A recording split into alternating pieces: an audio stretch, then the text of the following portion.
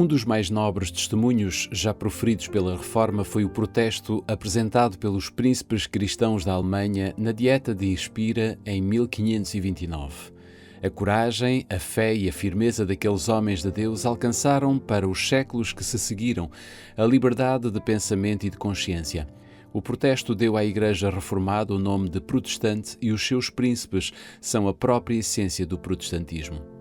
Tinha chegado para a Reforma uma época sombria e ameaçadora. Apesar do Edito de Worms, que declarava Lutero como proscrito e proibia o ensino ou o simples acreditar nas suas doutrinas, até ali tinha prevalecido a tolerância religiosa no Império. A providência divina tinha repelido as forças que se opunham à verdade. Carlos V estava inclinado a aniquilar a Reforma, mas muitas vezes, quando levantou a mão para dar o golpe, foi obrigado a desviá-lo. Repetidas vezes, a destruição imediata de tudo o que ousava opor-se a Roma parecia inevitável. Mas no momento crítico, os exércitos dos turcos apareciam na fronteira oriental, ou o rei da França, ou mesmo o próprio Papa, cioso da crescente grandeza do imperador, faziam guerra contra ele, e assim, entre a contenda e o tumulto das nações, a Reforma teve oportunidade de se fortalecer e estender. Finalmente, entretanto, os soberanos católicos coagiram os seus feudos a que se unissem contra os reformadores. A Dieta de Spira, em 1526, tinha dado a cada Estado ampla liberdade em matéria religiosa até à reunião de um concílio geral. Mas, mal os perigos que asseguraram aquela concessão passaram, o imperador convocou uma segunda dieta que se reuniu em Spira em 1529 para destruir a heresia. Os príncipes deveriam ser induzidos, por meios pacíficos, se possível, a colocarem-se contra a Reforma. Mas se esses meios falhassem, Carlos estava preparado para recorrer à espada. Os papistas estavam radiantes. Compareceram em Spira em grande número, manifestando abertamente a sua hostilidade para com os reformadores e todos os que os favoreciam. Disse Melanchthon: nós somos a abominação e a escória do mundo, mas Cristo olhará para o seu pobre povo e guardá-lo-á. Aos príncipes evangélicos que assistiam à dieta foi proibido até que se pregasse o Evangelho nas suas residências. Mas o povo de Spira tinha sede da palavra de Deus e, apesar da proibição, milhares reuniam-se para os cultos realizados na capela do eleitor da Saxónia. Isso apressou a crise. Uma mensagem imperial anunciou à dieta que, como a resolução que concedia liberdade de consciência tinha dado origem a grandes desordens, o imperador exigia que ela fosse anulada. Esta atitude arbitrária excitou a indignação e o alarme dos cristãos evangélicos. Disse um deles: Cristo caiu de novo nas mãos de Caifás e de Pilatos. Os romanistas tornaram-se mais violentos. Um adepto do Papa fanático declarou: os turcos são melhores do que os luteranos, pois eles observam dias de jejum e os luteranos violam-nos. Se tivéssemos de escolher entre as Escrituras Sagradas de Deus e os velhos erros da Igreja, deveríamos rejeitar as primeiras. Disse Melanchthon: cada dia, em plena Assembleia, Faber lança alguma nova pedra contra nós, os evangélicos. A tolerância religiosa tinha sido estabelecida legalmente e os Estados evangélicos estavam resolvidos a opor-se à violação dos seus direitos. A Lutero, ainda sob a condenação imposta pelo Edito de Worms, não era permitido estar presente em Spira. Mas os seus cooperadores e os príncipes que Deus suscitara para defender a sua causa nessa emergência preencheram o seu lugar. O nobre Frederico da Saxónia, protetor de Lutero, tinha sido arrebatado pela morte. Mas o duque João, seu irmão e sucessor, alegremente aceitara a reforma e, embora fosse amigo da paz, tinha demonstrado uma grande energia e coragem em todos os assuntos relativos aos interesses da fé. Os sacerdotes pediam que os Estados que tinham aceitado a reforma se submetessem implicitamente à jurisdição romana. Os reformadores, por outro lado, reclamavam a liberdade que anteriormente lhes fora concedida. Não poderiam consentir que Roma pusesse de novo sob o seu domínio os Estados que com grande alegria tinham recebido a palavra de Deus. Como compromisso, foi finalmente proposto que, onde a reforma não tivesse estabelecido, o Edito de Ormuz deveria ser rigorosamente posto em execução e que nos estados em que o povo se tinha desviado dele e não poderia conformar-se com o mesmo sem perigo de revolta, não deveriam, pelo menos, efetuar qualquer nova reforma, não tocariam em nenhum ponto controverso, não se oporiam à celebração da missa, não permitiriam que nenhum católico romano abraçasse o luterismo. Esta medida foi aprovada na Dieta com grande satisfação dos sacerdotes e prelados papais.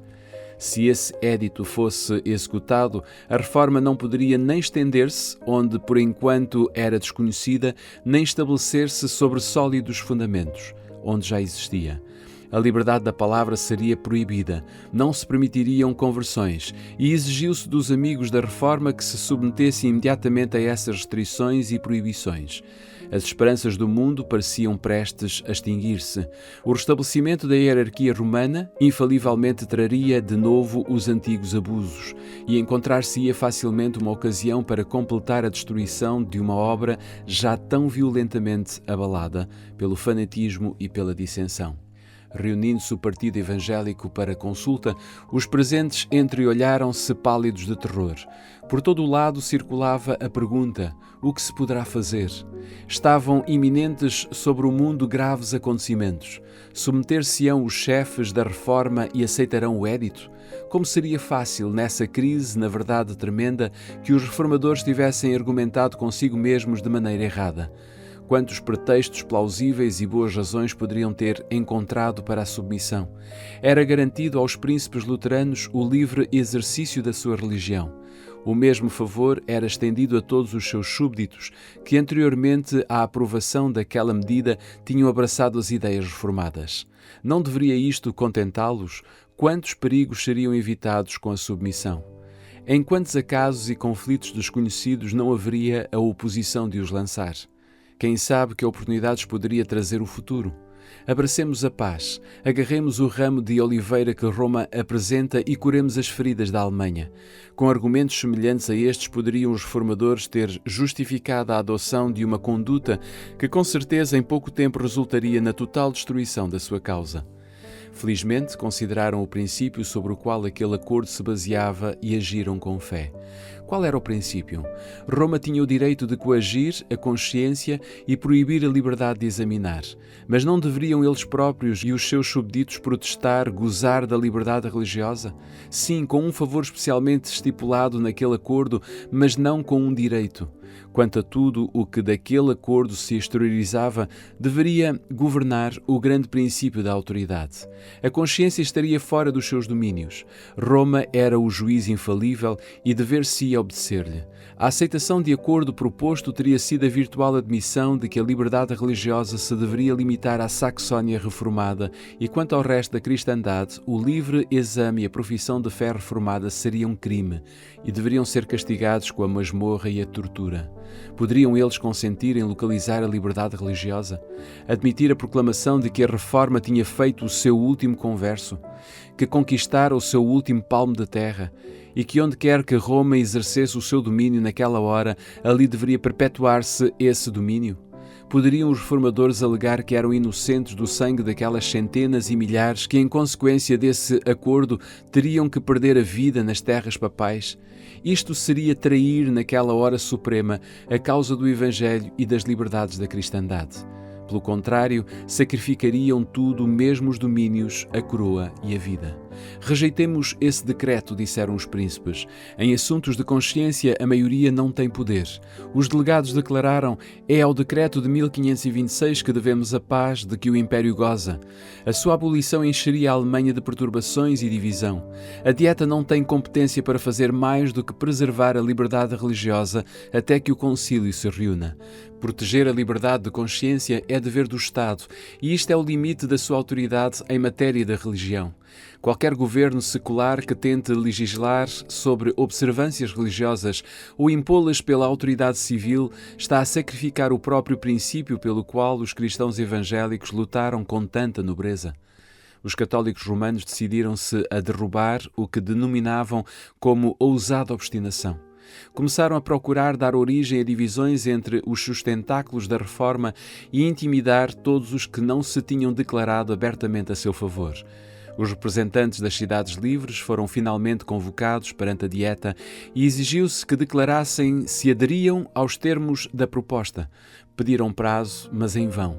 Quando postos perante a prova, quase metade declarou-se pela Reforma. Os que dessa forma se recusaram a sacrificar a liberdade de consciência e do direito do juízo individual bem sabiam que a sua posição os assinalava para a crítica, a perseguição e a condenação. Disse um dos delegados: devemos ou negar a palavra de Deus ou ser queimados. O rei Fernando, representante do imperador da Dieta, viu que o decreto determinaria várias divisões, a não ser que os príncipes pudessem ser convencidos a aceitá-lo e a apoiá-lo. Experimentou, portanto, a arte de persuasão, bem sabendo que o emprego da força com tais homens só os tornaria mais decididos. Pediu aos príncipes que aceitassem o decreto, assegurando-lhes que o imperador grandemente se agradaria deles. Mas aqueles homens leais reconheciam uma autoridade acima das dos governantes terrestres e responderam calmamente: obedeceremos ao imperador em tudo o que possa contribuir para manter a paz e a honra de Deus. Na presença da Dieta, o rei finalmente anunciou ao eleitor e aos seus amigos que o édito ia ser redigido na forma de um decreto imperial e que a única maneira de agir que lhes restava seria submeter-se à maioria. Tendo assim falado, retirou-se da Assembleia, não dando aos reformadores oportunidade para deliberar ou replicar. Sem nenhum resultado, enviaram uma delegação pedindo ao rei que voltasse. À sua representação respondeu somente: é questão decidida, a submissão é tudo o que resta. O partido imperial estava convicto de que os príncipes cristãos adeririam às Escrituras Sagradas como superiores às doutrinas e aos preceitos humanos e sabia que, onde quer que fosse aceite este princípio, o papado acabaria por ser vencido.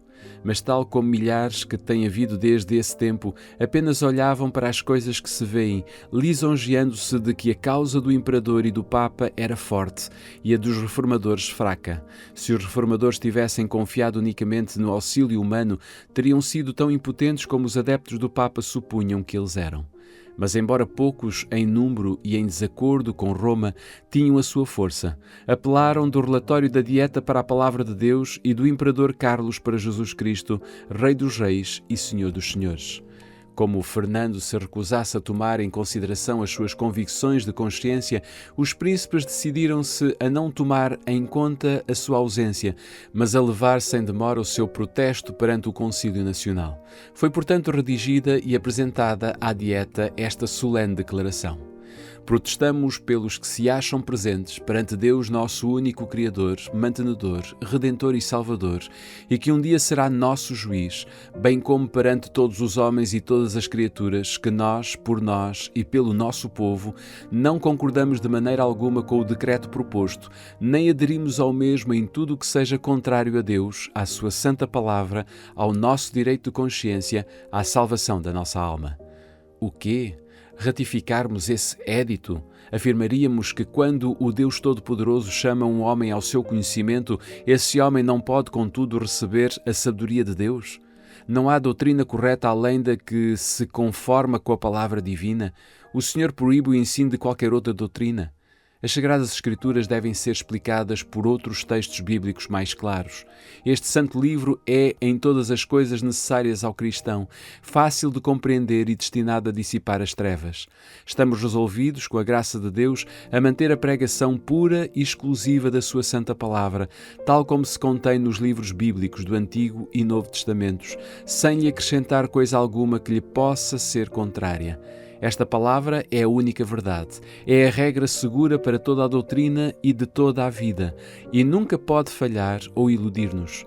Aquele que edifica sobre este fundamento resistirá a todos os poderes do inferno, ao passo que todas as vaidades humanas que se estabelecem contra ele cairão perante a face de Deus. Por esta razão rejeitamos o jugo que nos é imposto. Ao mesmo tempo estamos na expectativa de que Sua Majestade Imperial procederá em relação a nós como príncipe cristão que ama Deus sobre todas as coisas e declaramo-nos prontos a tributar-lhe, bem como a vós, graciosos fidalgos, toda a afeição e obediência que sejam nosso dever justo e legítimo. Esta representação impressionou profundamente a Dieta. A maioria estava tomada de espanto e alarme perante a ousadia dos que protestavam. O futuro parecia-lhes tempestuoso e incerto. Dissensão, contenda, derramamento de sangue pareciam inevitáveis. Os reformadores, porém, certos da justiça da sua causa e confiando no braço da omnipotência, estavam cheios de coragem e firmeza. Os princípios contidos nesse célebre protesto constituem a própria essência do protestantismo. Ora, este protesto opõe-se a dois abusos do homem em matéria de fé. O primeiro é a intromissão do magistrado civil e o segundo a autoridade arbitrária da Igreja. Em lugar desses abusos, o protestantismo coloca o poder da consciência acima do magistrado e a autoridade da palavra de Deus sobre a Igreja visível. Em primeiro lugar, rejeita o poder civil em assuntos divinos e diz com os profetas e apóstolos: mais importa obedecer a Deus do que aos homens. Na presença da coroa de Carlos V, ele ergue a coroa de Jesus Cristo, mas vai mais longe, firma o princípio de que todo o ensino humano deve subordinar-se aos oráculos de Deus. Os protestantes tinham, além disso, afirmado o seu direito de proferir as suas convicções sobre a verdade livremente. Não se limitariam a crer e a obedecer, mas também a ensinar o que a palavra de Deus apresenta, e negavam ao padre ou ao magistrado o direito de intervir. O protesto de Spira foi um testemunho solene contra a intolerância religiosa e uma afirmação ao direito de todos os homens a adorarem Deus segundo os ditames da sua própria consciência. A declaração tinha sido feita. Estava escrita na memória de milhares e registada nos livros do céu, onde nenhum esforço humano poderia apagar. Toda a Alemanha evangélica adotou o protesto como a expressão da sua fé. Por toda a parte, os homens viam nesta declaração a promessa de uma era nova e melhor. Disse um dos príncipes aos protestantes de Spira: queira o Todo-Poderoso que vos deu graça para o confessar enérgica, livre e destemidamente, preservar-vos nessa firmeza cristã até ao dia da eternidade. Se a reforma, depois de atingir certo grau de êxito, tivesse consentido em contemporizar-se para conseguir o favor do mundo, teria sido infiel para com Deus e para consigo mesma, além de assegurar a sua própria destruição. A experiência desses nobres reformadores contém uma lição para todas as eras subsequentes. A maneira de agir de Satanás contra Deus e a sua palavra não mudou. Ele ainda se opõe a que as Escrituras sejam adotadas como guia da vida, tanto quanto o fez no século XVI. Há no nosso tempo um vasto afastamento das doutrinas e dos preceitos bíblicos e há necessidade de um regresso ao grande princípio protestante: a Bíblia e a Bíblia só, como regra de fé e prática. Satanás ainda está a trabalhar com todos os meios de que pode dispor para destruir a liberdade religiosa. O poder anticristão que os protestantes de Spira rejeitaram está hoje, com renovado vigor, a procurar restabelecer a sua perdida supremacia. A mesma inseparável adesão à palavra de Deus que se manifestou na crise da Reforma é a única esperança de reforma hoje. Apareceram então sinais de perigo para os protestantes. Houve também sinais de que a mão divina estava estendida para proteger os fiéis. Foi por esse tempo que Melanchthon apressadamente conduziu pelas ruas de Spira em direção ao Reno o seu amigo Simão Grynäus, insistindo com ele que atravessasse o rio. Grynäus estava espantado com tal precipitação. Um ancião, de fisionomia grave e solene, mas que me era desconhecido, disse Melanchthon, apareceu perante mim e disse: dentro de 1 minuto, oficiais da justiça serão enviados por Fernando a fim de prenderem Grynäus. Durante o dia, Grynäus ficara escandalizado com um sermão de Faber, um dos principais doutores papais, e no final protestou por ele defender certos erros detestáveis. Faber dissimulou a sua ira, mas dirigiu-se imediatamente ao rei, de quem obteve uma ordem contra o importuno professor de Heidelberg. Melanchthon não duvidou de que Deus tinha salvo o seu amigo, enviando um dos seus santos anjos para o avisar. Imóvel junto à margem do Reno, esperou até que as águas daquele rio tivessem libertado Grynäus dos seus perseguidores. Finalmente, exclamou Melanchthon, vendo-o do lado oposto, finalmente está arrancado das garras cruéis daqueles que têm sede de sangue inocente. Ao voltar a casa, Melanchthon foi informado de que oficiais, à procura de Grynäus, a tinham remexido de alto a baixo. A reforma devia ser ainda mais exaltada perante as autoridades da terra. O rei Fernando tinha-se negado a ouvir os príncipes evangélicos, mas a estes deveria ser concedida a oportunidade de apresentar a sua causa na presença do imperador e dos dignitários da Igreja e do Estado em assembleia. Com o fim de acalmar as dissensões que perturbavam o Império, Carlos V, no ano que se seguiu ao protesto de Spira, convocou uma dieta em Augsburgo, anunciando a sua intenção de a presidir pessoalmente. Para ali foram convocados os dirigentes protestantes. Grandes perigos ameaçavam a reforma, mas os seus defensores ainda confiavam a sua causa a Deus e comprometiam-se a ser leais ao Evangelho. Os conselheiros do eleitor da Saxónia insistiram com ele para que não comparecesse à dieta. O imperador, diziam eles, exigia a assistência dos príncipes a fim de os atrair a uma cilada. Não é arriscar tudo, ir e encerrar-se alguém dentro dos muros de uma cidade com um poderoso inimigo? Outros, porém, nobremente declaravam: portem-se tão somente os príncipes com coragem e a causa de Deus está salva. Deus é fiel, Ele não nos abandonará, disse Lutero. O eleitor, juntamente com o seu séquito, partiu para Augsburgo. Todos estavam cientes dos perigos que o ameaçavam e muitos seguiram com semblante triste e coração perturbado. Mas Lutero, que os acompanhou até Coburgo, reavivou a sua fé incipiente, cantando o hino escrito naquela viagem: Castelo Forte é nosso Deus. Ao som dos acordes inspirados foram banidos muitos sinais aflitivos e aliviados muitos corações sobrecarregados. Os príncipes reformados resolveram redigir uma declaração sistematizada das suas opiniões, com as provas das Escrituras, apresentando-a à dieta. E a tarefa da sua preparação foi confiada a Lutero, a Melanchthon e aos seus companheiros. Esta confissão foi aceita pelos protestantes com uma exposição da sua fé e reuniram-se para assinar o importante documento. Foi um tempo solene e difícil.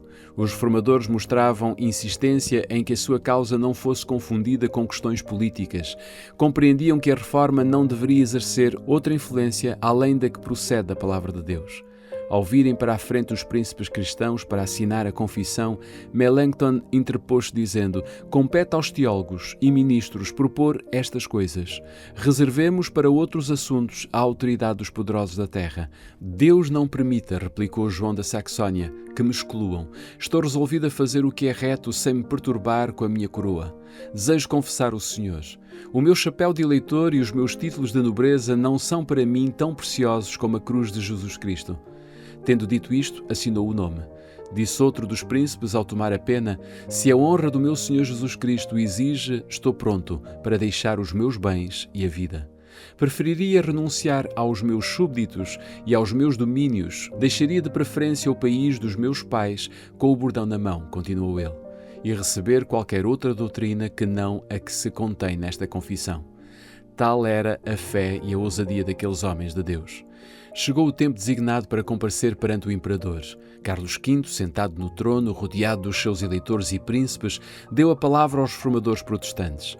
Foi lida a confissão da sua fé. Naquela augusta assembleia, as verdades do Evangelho foram claramente apresentadas e indicados os erros da Igreja Papal. Com razão, foi aquele dia declarado o maior dia da Reforma e um dos mais gloriosos na história do cristianismo e da humanidade. Entretanto, tinham passado poucos anos desde que o monge de Wittenberg estivera em Worms, sozinho, perante o Conselho Nacional. Agora no seu lugar estavam os mais nobres e poderosos príncipes do Império. Lutero tinha sido proibido de comparecer em Augsburgo, mas tinha estado presente através das suas palavras e orações. Estou muito contente, escreveu ele, de ter vivido até esta hora, na qual Cristo é publicamente exaltado por tão ilustres pessoas que o confessam numa assembleia tão gloriosa. Assim cumpriu-se o que dizem as Escrituras: falarei dos teus testemunhos perante os reis. Nos dias do apóstolo Paulo, o evangelho pelo qual estava preso foi assim levado perante os príncipes e nobres da cidade imperial. Igualmente, nesta ocasião, aquilo que o imperador tinha proibido de ser pregado do púlpito era proclamado num palácio. Aquilo que muitos tinham considerado inconveniente ser ouvido até pelos próprios servos era com admiração ouvido pelos senhores e fidalgos do império. O auditório era constituído por reis e grandes homens, príncipes coroados eram os pregadores, e o sermão era a régia verdade de Deus. Desde a era apostólica, diz um escritor, nunca houve obra maior nem mais magnificente confissão. Tudo quanto os luteranos disseram é verdade, não o podemos negar, declarou um bispo adepto do Papa. Pode refutar, por meio de sãs razões, a confissão feita pelo eleitor e os seus aliados? Perguntou outro ao Dr. Eck. Com os escritos dos apóstolos e profetas, não, foi a resposta. Mas com os dos pais da Igreja e dos concílios, sim. Compreendo, respondeu o inquiridor. Os luteranos, segundo diz, estão com as Escrituras e nós fora delas. Alguns dos príncipes da Alemanha foram ganhos para a fé reformada. O próprio imperador declarou que os artigos protestantes não eram senão a verdade. A confissão foi trazida para muitas línguas e circulou por toda a Europa, e tem sido em sucessivas gerações e aceito por milhões como a expressão da sua fé. Os fiéis servos de Deus não estão a lutar sozinhos. Enquanto principados, potestades e hostes espirituais da maldade nos lugares celestiais se coligavam contra eles, o Senhor não se esquecia do seu povo. Se os seus olhos pudessem ser abertos, teriam visto uma prova da presença e do auxílio divinos, tão evidente como tinha sido concedida aos profetas de outrora. Quando o servo de Eliseu mostrou ao seu senhor o exército hostil que os cercava, incluindo toda a possibilidade de fuga, o profeta orou: Senhor, peço que lhe abras os olhos para que veja. E eis que a montanha estava cheia de carros e de cavalos de fogo, o exército do céu estacionado para proteger o homem de Deus. Foi desta maneira que os anjos guardaram os obreiros na causa da reforma. Um dos princípios mais firmemente mantidos por Lutero era que não deveria haver recurso ao poder secular para apoiar a reforma, e muito menos recurso às armas para a sua defesa. Alegrava-se com o facto de o Evangelho ser professado por príncipes do Império, mas quando estes se propuseram unir-se numa liga defensiva, declarou que a doutrina do Evangelho seria defendida apenas por Deus. Quanto menos o homem interferisse na obra, mais surpreendente seria a intervenção de Deus em sua defesa. Todas as preocupações políticas sugeridas eram, na sua opinião, atribuíveis ao temor indigno e à pecaminosa desconfiança. Quando poderosos adversários se estavam a unir para destruir a fé reformada e milhares de espadas pareciam prestes a desembainhar-se contra ela, Lutero escreveu: Satanás está a exercer a sua fúria. Ímpios pontífices estão a conspirar e nós somos ameaçados de guerra. Exortem o povo a interceder corajosamente diante do trono do Senhor, pela fé e pela oração, de modo a que os nossos inimigos, vencidos pelo Espírito de Deus, sejam constrangidos à paz. A nossa principal necessidade, o nosso trabalho principal é a oração. Saiba o povo que agora está exposto ao gume da espada e à cólera de Satanás, que deve orar. Novamente, em data posterior, referindo-se à aliança sugerida pelos príncipes reformados, Lutero declarou que a única arma usada nesta luta deveria ser a espada do Espírito. Escreveu ao eleitor da Saxónia: não podemos, perante a nossa consciência, aprovar a aliança proposta. Morreríamos 10 vezes de preferência a ver o nosso Evangelho fazer derramar uma gota de sangue. A nossa parte é sermos semelhantes a cordeiros no matadouro. Temos de tomar a cruz de Cristo. Esteja Vossa Alteza sem receio. Faremos mais com as nossas orações do que todos os nossos inimigos com o seu orgulho. Apenas as vossas mãos não sejam manchadas com o sangue dos irmãos. Se o imperador exigir que sejamos entregues aos seus tribunais, estamos prontos a comparecer. Não pode defender a nossa fé. Cada um deve crer com o seu próprio risco e perigo. Do local secreto da oração proveio o poder que abalou o mundo na grande reforma. Ali, com santa calma, os servos do Senhor colocaram os pés sobre a rocha das suas promessas. Durante a luta em Augsburgo, Lutero não passou um dia sem dedicar 3 horas pelo menos à oração, e eram horas escolhidas de entre as mais favoráveis ao estudo. Na intimidade do seu quarto, era ouvido a abrir a sua alma perante Deus com palavras cheias de adoração, temor e esperança, como quando alguém fala a um amigo. Eu sei que tu és o nosso Pai e o nosso Deus, dizia ele, e que dispersarás as perseguições dos teus filhos, pois tu mesmo corres perigo conosco. Toda esta causa é tua, e é unicamente constrangidos por ti que lançamos mãos à mesma. Defende-nos, pois, ó Pai. A Melanchthon, que estava abatido sob o peso da ansiedade e do temor, escreveu: graça e paz em Cristo. Em Cristo digo eu e não no mundo. Amém. Odeio com ódio enorme essa extrema preocupação que te consome. Se a causa é injusta, abandona-a. Se a causa é justa, porque desmentiríamos as promessas daquele que nos manda dormir sem temor? Cristo não faltará à obra de justiça e verdade. Ele vive, Ele reina. Que temor, pois, poderemos ter? Deus ouviu os clamores dos seus servos. Deu aos príncipes e ministros graça e coragem para manterem a verdade contra os dominadores das trevas deste mundo. Diz o Senhor: eu ponho em Sião a pedra principal do edifício, pedra escolhida e de muito valor, e quem acreditar nela não será desiludido. Os reformadores protestantes tinham edificado sobre Cristo, e as portas do inferno não prevaleceriam contra eles.